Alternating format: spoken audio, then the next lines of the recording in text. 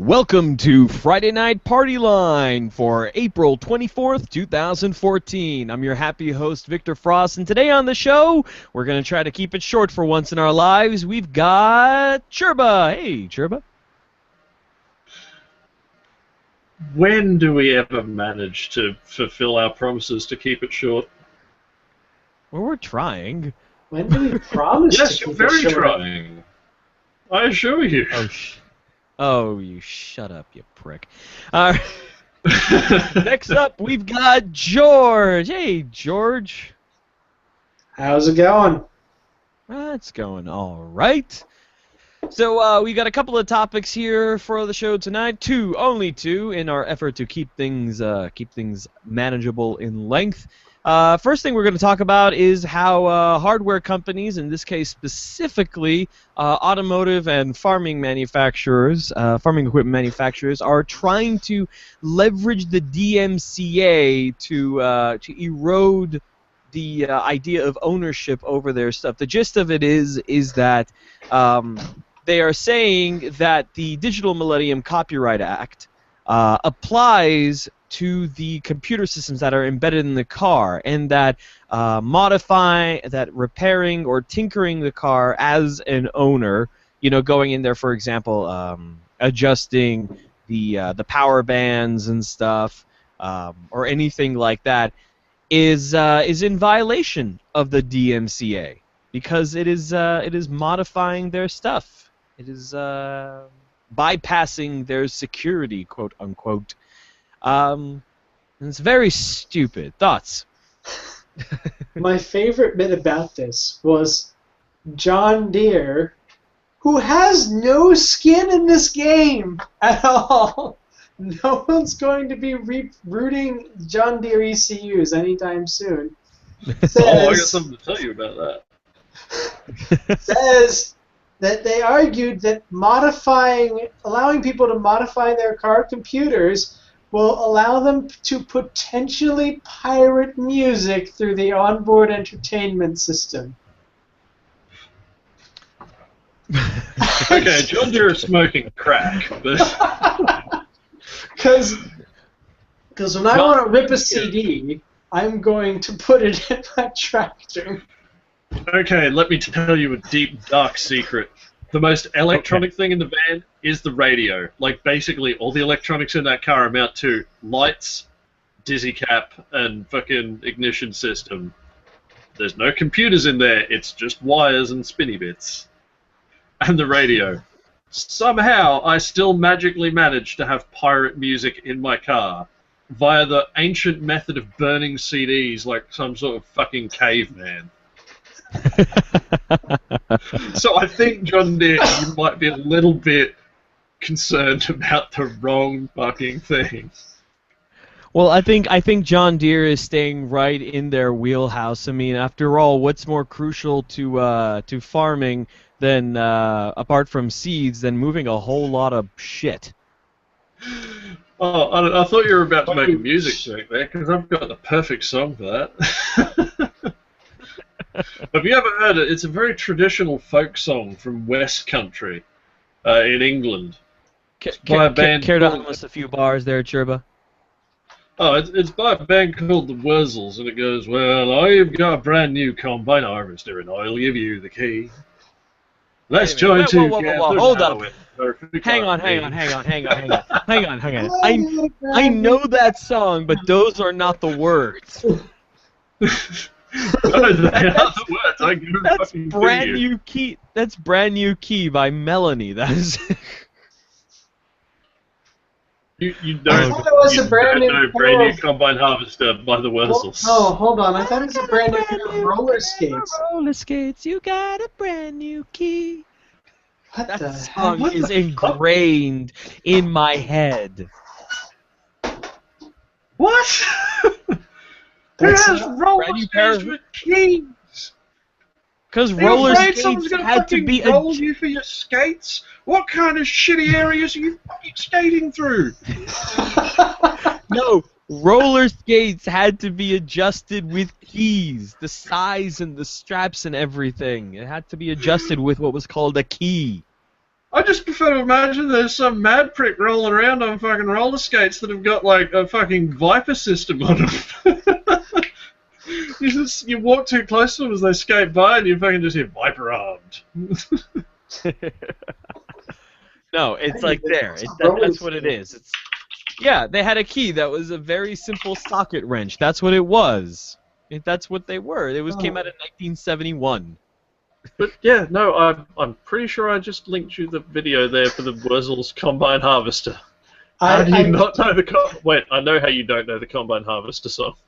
I just Googled roller skate key. The first link was to Wikipedia, brand new key. Pop song, heard of this.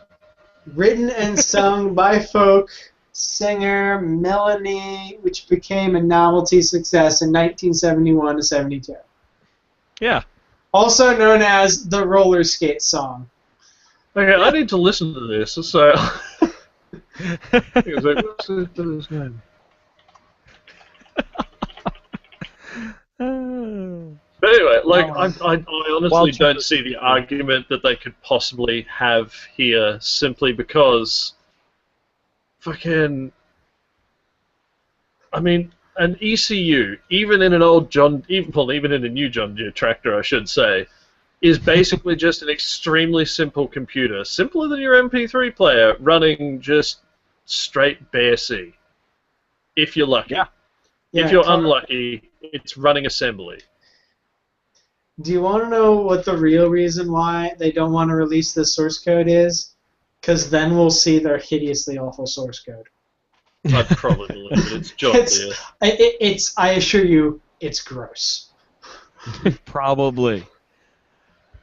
It's ridiculous, and the problem is that this in a legal court could actually be interpreted as a reasonable argument, not because it actually is, mind you, but because I believe the vast majority of court systems in this country do not have a working knowledge of what A, the terminology of the DMCA actually is, B, what the meaning behind those terminologies are. And I think the best comment about this is in the Jalopnik article about it. It says that, quote, "I'm a firm believer that if you can't open it, you don't really own it. I believe in things like the Mr. Jalopy's Maker's Bill of Rights, and I firmly believe that everyone who owns a car has the right to work on their car. If a manufacturer wants to void a warranty, fine. That's the risk we take. If they want to make safety and emissions modifications harder to do, but still accessible for independent repair shops to work with, okay. Hell, if they even want to stop selling cars entirely and just lease cars with the understanding that the driver doesn't truly own the vehicle, they're free to do that too. But if I buy a car, I should always be free to fix or modify that car, even if it's a terrible idea that gets me 20 horsepower and 11 miles per gallon. It doesn't matter. It's my car." I should emphasize that last point. Most of anything that you would modify in your car's computer, you would make worse. I guarantee it. Yeah, pretty much. Like, oh, well, then again. It's like people who used to modify their carburetors. Usually they just make them bog. Hey, man, my fucking van runs like a dream. You know what you're doing, but 99 other people have no idea what they're doing. That is extraordinarily debatable, my friend. I prefer to think I'm just very lucky. Okay, no, I do know somewhat what I'm doing, but still, like, you know, I think basically the thing is that you're going to make it worse for general use, because things come out of the factory mostly programmed for general use. And if you tune your ECU for a specific purpose, say, you know, taking it down a strip, it's going to suck shit on the road because you've tuned it to do one thing really well instead of all things pretty well. Well, no, it's not a carburetor. It can actually do all things.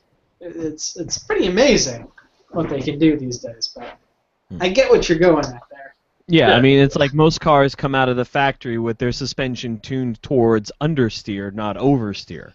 And comfort. So, I mean, and comfort. By the automakers, I've already ruined my car. Yeah. I think my car came from the factory ruined.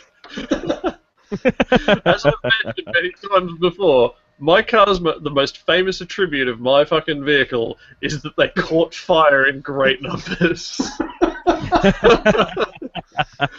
And that they caught fire so badly and so often that after 5 recalls, they just went, fuck it, and crushed the lot.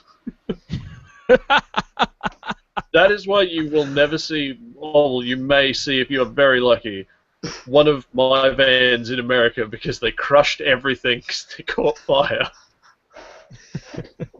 Well, unfortunately for my car, which had the unfortunate fate of living on, they nicknamed the carburetor the Bograjet because of how bad it would bog all the time.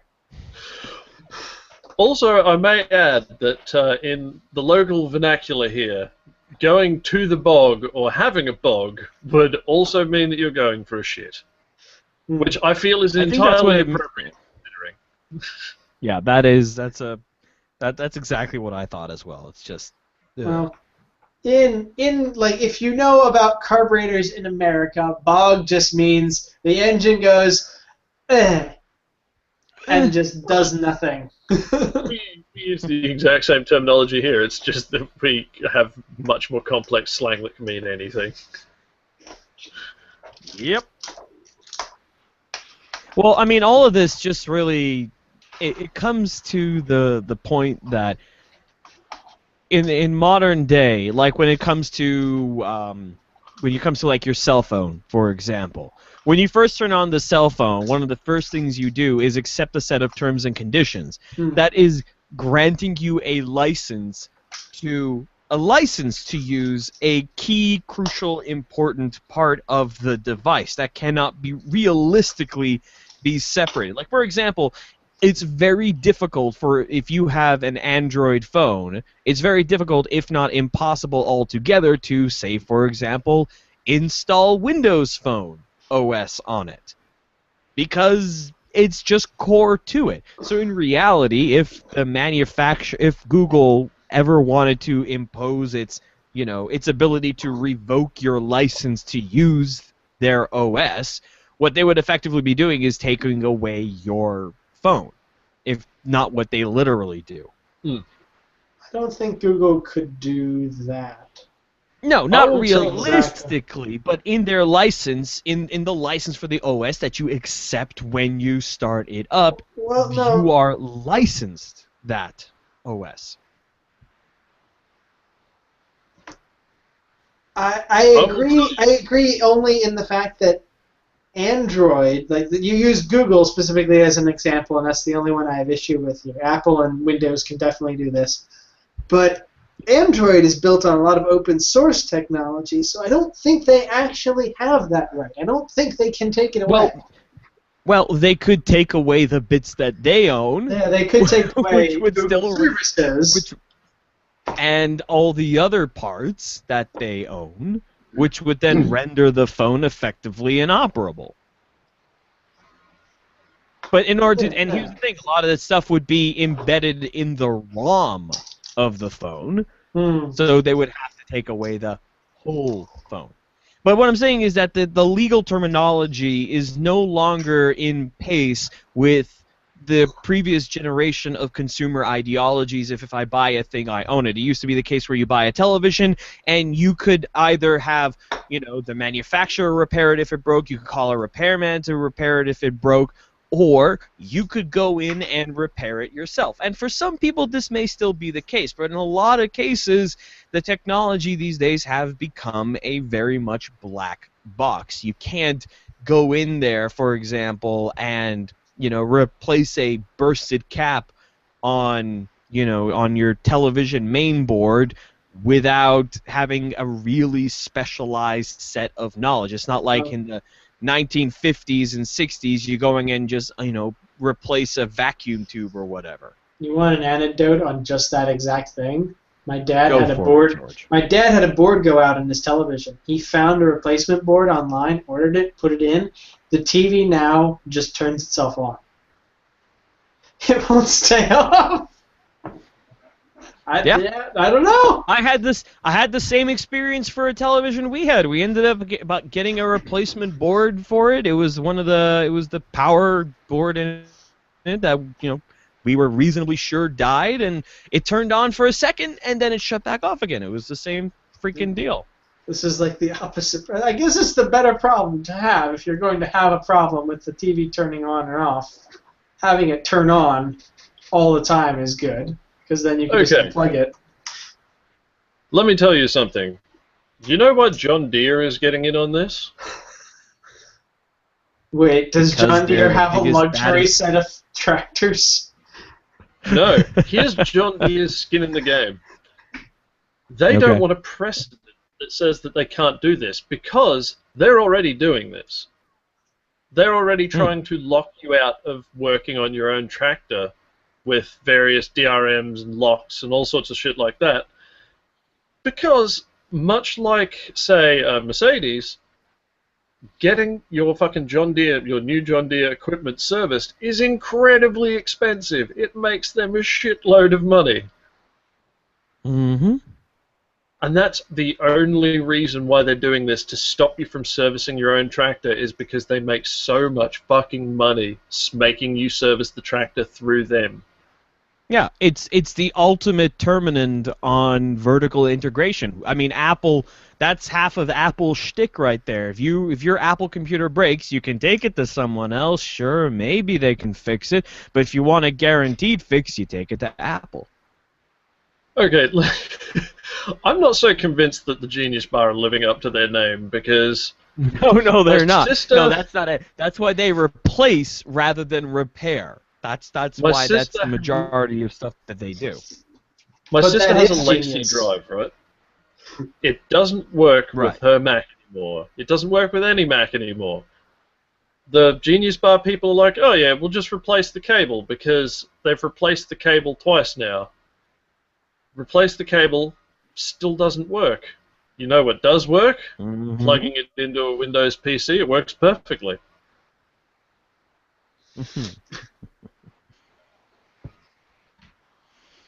Alright, so where are we going with this? But no idea. I just don't think the Genius It was just Bar... it wasn't going anywhere. We're just discussing it. It was a discussion. It's not like we can affect change on it. I mean, there is that. Yeah, okay, fine. Here, we're gonna affect some change. People, listeners of Friday Night Party Line, click the link in the show notes to go sign the change.org thing. Actually, there petition. is hold on, there is an EFF petition you can sign for this. Yeah, you can go sign that petition and, voice your opinion and your stance on this. Do we have a doobly-doo? Can we put this link in the doobly? We do have a George, we are professionals. Of course we have a doobly-doo. You can go click the link in the show notes in the doobly-doo to fight for your right to repair your car. It's a petition. So yeah, you can go do that. That is how you, the Friday Night Party Line listener, can go affect change. Another Go for it, anecdote about modifying your car's ECU. So I actually did this. I hacked into my Saab's ECU many years ago, and found the tables that controlled the ignition timing. And I went, aha! I will advance my ignition timing and thereby gain horsepower. And it worked. No, it didn't. For one, it didn't work. It didn't gain any power. And two, when I went and I actually looked at the ignition advance, the computer had looked at what I had done, said I was a spanner, and pulled the ignition timing back to where it was but when I started. I said, no, you idiot, you're making it knock. Stop that. See, by comparison, I managed to limp my van to the mechanics to get my throttle cable repaired after my throttle cable snapped by hoiking up the fucking engine cover, which is inside the cabin, and then just running it by fucking having my thumb on the throttle on the engine while I was wearing gloves and just fucking thumbing down the throttle whenever I wanted to go.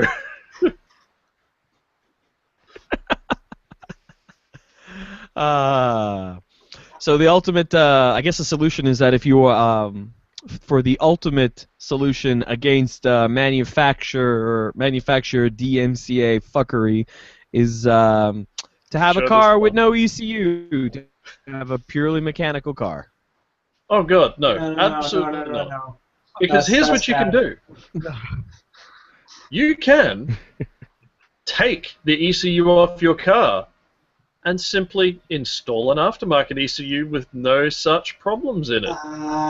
You can't in the US. Not in the United States. Bullshit! It is bullshit. No arguments there, sir. Fucking, what is stopping you from just grabbing, say, No. a fucking Holly EFI system and just whacking it on your car? You will not pass emissions.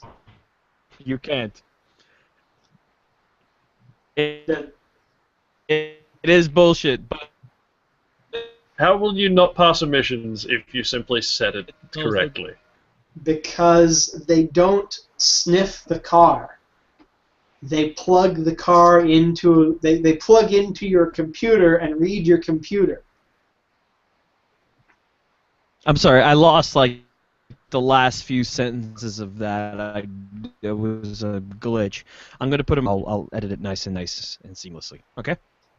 Okay. But also, what the hell? Because like I've seen some of the testing equipment they use in California. They got this fucking thing they fucking strap to the back of your car and like zip tie a thing to your tailpipe. California is different, but the rest of the U.S., all they do is they plug in a thing to your computer, and it reads the computer data, and you get a pass or fail based on that. And there actually are people who illegally modify their Subarus and illegally remap the stock computer to just pass emissions. There's a box you can check in the third-party software that they made to do this that says pass emissions. And all it does is, if anything comes a knocking and asking, hey, OBD2 system, are you passing emissions? It goes, yep, everything's grand. I suspect you I may be have able all to of do my this with other oxygen ECUs. sensors and a catalytic converter. It's great. And it's running freaking straight pipes and, you know, a wideband O2 and all kinds of craziness. I suspect you may be able to do this with other ECUs. It just may be harder. Oh yeah, they're pretty. You can. But the thing is, like I said, if cops catch you with an aftermarket ECU, at least in the state of California, they will crush your car. Whoa. So just make sure they don't catch you. Yeah, The fuck? What's the problem? The rest of the country, just for reference here, the rest of the country, tampering with the emission systems on your car is at max a federal crime with a fine of $2,000, I think, something like that. It's not, you know, crush your car worthy. Though I mean, if your car's worth $500, I suppose, yeah, it's like, oh yeah, take it, crush it. I'm not paying a $2,000 fine. See, that now makes it confusing because I know for a fact that it's perfectly legal to get an engine that doesn't have an ECU and put an ECU on it. Oh yeah, that's. I think that's a completely different situation. Which includes crate motors, I might add.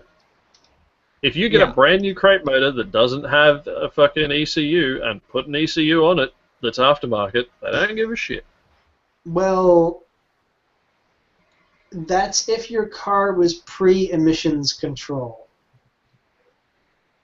Yeah. So if you have a car that was built before 1965, I think it's 65, it's what's called pre-emissions control, and that is they didn't do anything in this time to regulate emissions because they were in denial that the smog in California was caused by cars.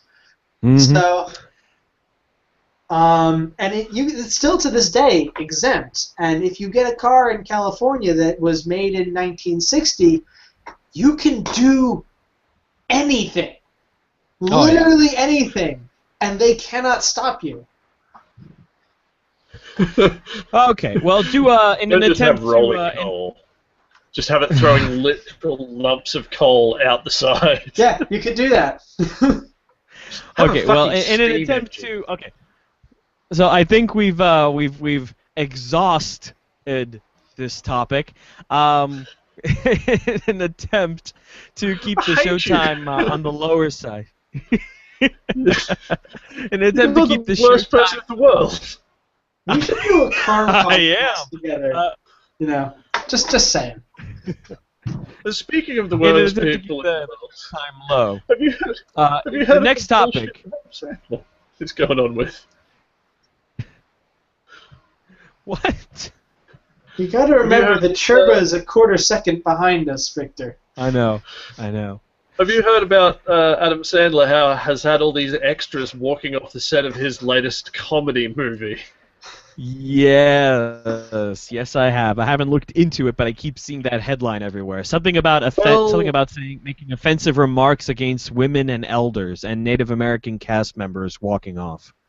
Gorka's Defamer site has got a copy of the script and published the jokes, and they are truly abysmal.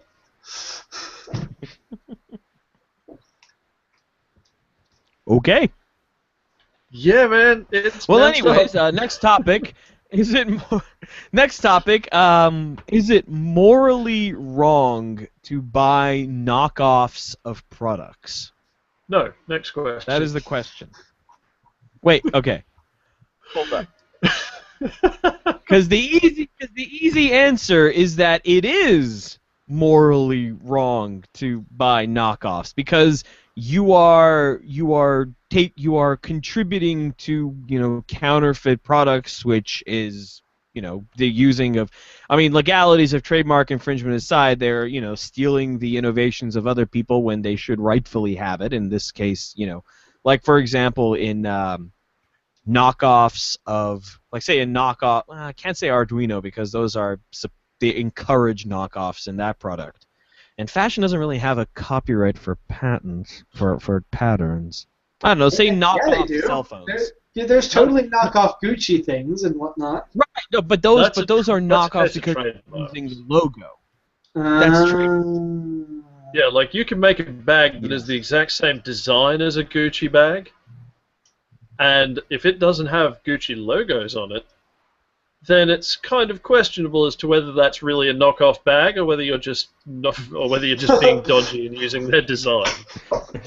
Whether you've just made a bag of your own design. Yeah. So why are knockoffs not why are buying knockoffs not morally like, okay, fine. Say you go buy a knockoff Gucci bag, right? And it's got their trademark and everything on it. Is it wrong to do that? To buy something to knowingly buy something that you are aware is not the thing it claims to be, and knowing that you are in effect taking away the profit from the company that you would otherwise buy that product from. Okay, let's be honest. If you are going to buy a knockoff Gucci bag, are you really going to buy a knockoff Gucci bag when you can afford a real Gucci bag? You know what? I have met some people who have done that. Like people in Glendale and such who could afford a Louis Vuitton bag, and then going and buying a knockoff just because it was cheaper. Yeah, but the knockoffs for those are like a lot cheaper. Yeah. Like crazy cheaper. They could easily afford buying the real thing. Here's the thing with fashion, it's kind of weird because you were buying a nice, well-made thing and it's an investment and you're going to keep it 10 years, that seems, buying the knockoff seems morally wrong. But with fashion, things go in and out of fashion in 6 months. I mean, it's like, it seems almost fiscally irresponsible to buy the trademarked thing. And let's also not forget that it's not a case of buying the high-quality, fucking last forever top-notch goods Yeah. versus buying the low-quality knockoffs. It's a case of buying the low-quality goods with a logo on it that costs you a ridiculous price versus buying the low-quality, you barely acceptably made goods for a price that's actually reasonable for how much it costs to manufacture the fucking thing. It's like for Because my a lot of these knockoffs are coming out of the same goddamn factories. You would be stunned at how leaky the fucking process is of making all these designer bags and designer everythings. So they might even be the exact same bag, it's just that they didn't get put in the distributor boxes. Exactly. They just don't have the "this is official Gucci" label on it, which they attach elsewhere so that people can't steal official Gucci bags. Interesting. Just as one example. I don't know. It's a tricky thing. What about the? We've lost Victor. There are cases. Yeah. Victor, track mark. Yeah, I know. I already had it in. Good. Yeah. I thought that topic would just go so much longer. I thought it'd be like a whole back and forth. Well, here's the thing. Like, if I want to buy, like, for example, an intake manifold for my car, I can buy a cheap Chinese one for $50. It's not going to work very well. Or I can buy an Edelbrock one that's, made in America, and it actually works properly, and it's a lot more expensive. It's like $200. What should I buy? The one that fucking works, of course. That's the thing, you pay for quality. Yeah. And see, that's the other thing. There's a lot of knockoff goods, like watches especially, where you're buying the knockoff product, but you also know you are buying a lower quality product that will fail in fucking 6 months. There's even a saying here as silly as a 2-bob watch, as in, fucking knockoff watches are bad quality, they go a bit silly. But the watches you most often see replicated are extraordinarily expensive watches where you are paying for quality. Like, you'll see a knockoff Rolex, you'll see Seamasters knockoff and stuff. Yeah. Things that people are never going to be able to afford because they're fucking $50,000. I wish I could afford a $50,000 watch. I wouldn't pay $50,000 for a watch. Yeah, but think of where you could be in your life if you could afford a $50,000 watch. I know exactly where I'd be. I'm not where I could. $50,000 richer than the motherfucker who bought the $50,000 watch. So I wouldn't fucking buy it. It's like, to be honest, I'm not at a point in my life where I can afford a $50,000 car, let alone a watch. Actually, to be fair, I can think I would probably spend stupid money on some fucking ridiculous bullshit for cars. Yeah, me too. So I'm maybe a little bit hypocritical there, but yeah. Would you have a 10-second car? 10-second car? Fucking, I'd have a 2-second car. I'd stick a fucking jet engine in something. It'll take a minute to rev up, but once you go... I would do the dumbest shit that would make fucking Jay Leno shit his pants if I was rich. You know what I do? I build like 30 of those cycle cars. I'd fucking build motorbikes. You would have the world's most dangerous go-kart track. I'd like fucking get a Suzuki Mighty Boy and put a fucking V8 in it. No. Oh, not you too. And take it autocrossing. Victor, you need to build 30 of those carts. W8 in it. That's what I'd do.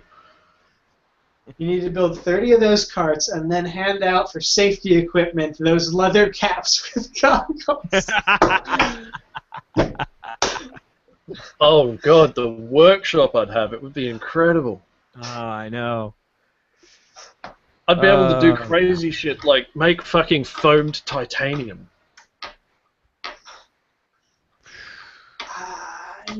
Or honeycomb titanium. think Sherman's gone crazy. Turbo's got the right idea. Yeah, man. But no, I mean, there's like Just want to see there the are bees. markets like, for example, like in China. Go into the home of knockoffs itself. Sorry. In China, Give me a second to finish. Let me just finish my thought real quick there. The reason people are buying these cheap knockoffs that they know are poor quality is it's just for the look. They don't give a shit if it works. Yeah. They don't give a shit about buying the actual thing. They just want people to think they bought the actual thing. Yeah, fashion is. I feel like fashion almost gets an exemption on this topic because it's so freaking retarded. Yeah. I don't know. I mean, I think fashion. I think part of the thing with fashion is, yeah, Trevor, you're absolutely right. They're buying it for the look of it, but at the same time, that does not exempt it from the question of whether or not it's right to do so. I mean, not that many people are actually putting too much thought into it. I mean, the bigger moral question for a lot of these is that, oh, the knockoffs are made in even worse Chinese sweatshops for some reason. It's because of the time they're made in the same fucking sweatshop. Like, not even an identical sweatshop. The same one. The same one. But there are like cases where like Timmy who sewed your Nikes also sewed those dodgy knockoff Nikes that's you're trying to fool the fucking sneakerheads with. Yeah. The dodgy knockoff Nikes were the ones that were otherwise rejected by quality control. You know? Yeah, exactly. And that's the kind of shit that makes it onto the counterfeit market, is that all of the rejects and all the shit like that, that's the stuff that gets sent out to people who are making counterfeit goods. All they do is just fix the defect, or at least hide it. I think we have hit upon an unexpected moral conclusion on this. Perhaps it is in fact more moral to buy the counterfeit goods because you're preventing manufacturing waste and improving environmental. I can roll with that. I like it.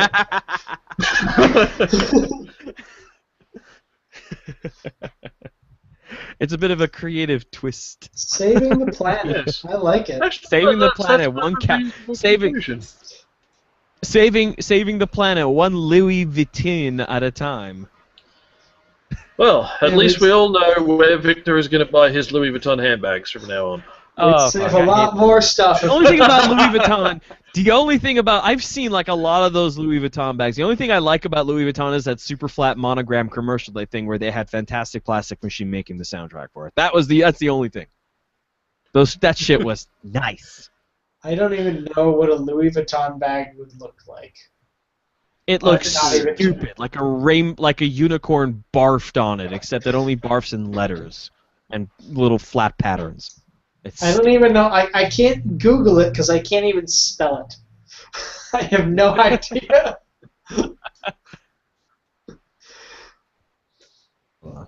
Is it French or Italian? Yeah. French. It is French. Because, I mean, you gotta be honest, it could be either there just by going by that name. It's like, No, it's definitely French, George. Really? Here. There's a picture of the Louis Vuitton pattern right there.